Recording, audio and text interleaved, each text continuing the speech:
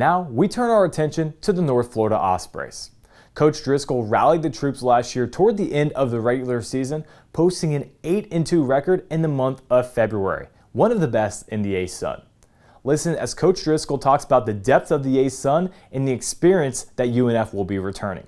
Shortly after, hear Jarius Hicklin as he talks about what's going to make this team special in a hilarious response to Coach Driscoll's coaching methods. Well, historically, when you look at the ASUN, when I entered the league 14 seasons ago, there were 11 teams. And then it goes down to 8, and now it goes up to 14. So you talk about a lot of ways to slice the pie, so to speak.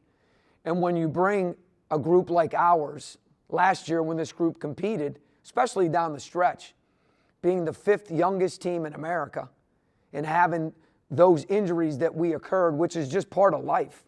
And the fact that we go 7-3, 6-2 in the league and flip it from the first half of the league. And really, if they gave out mid-season awards or back-end awards and the awards were just based on that, he'd be all league and would have been all league.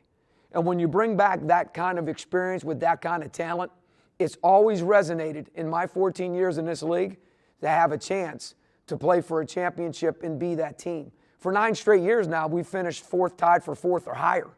So you're talking about a team that's done it, that's understood it, and even though you go through whatever you go through in the non-conference, at the end of the day, what you do in the ASUN is so critical because the home court advantage, even this year with 10 teams, the first round is going to be played on the 2 highest seeds teams, and then you go down from there.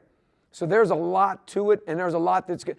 In my opinion, I feel like the league the parity in the league this year is at the highest. Our first year in 09-10, 4 teams finished first, and the 5th team was a half game out.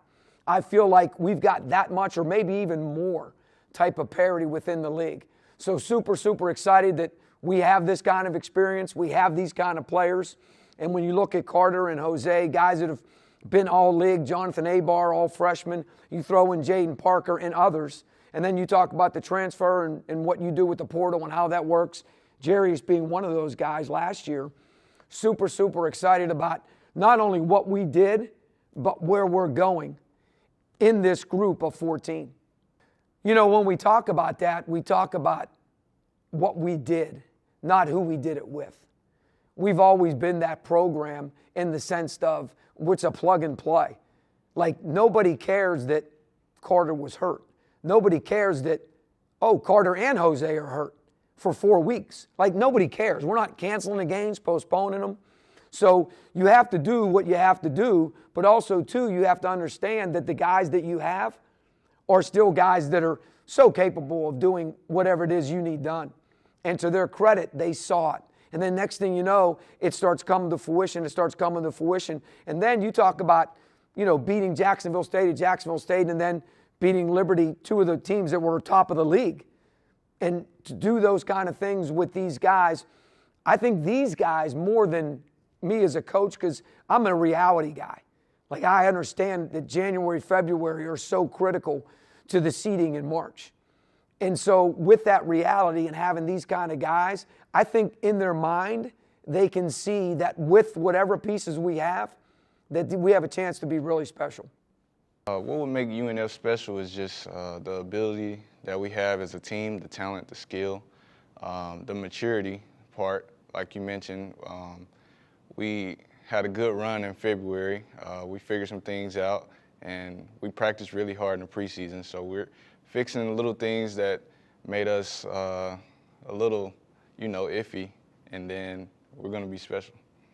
I can use a lot of words. But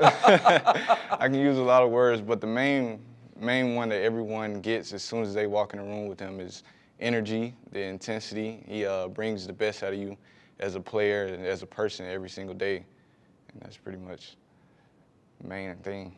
The Ospreys finished last season hot going into the conference tournament thanks to the defense. UNF led the league with 4.8 blocks per game. It's another trip around the ASUN for their top 2 scorers in Jose Placer and Carter Hendrickson, who both average double figures per game. The Ospreys have some wow games, starting off Game 1 November 7th at Gonzaga in Spokane, Washington.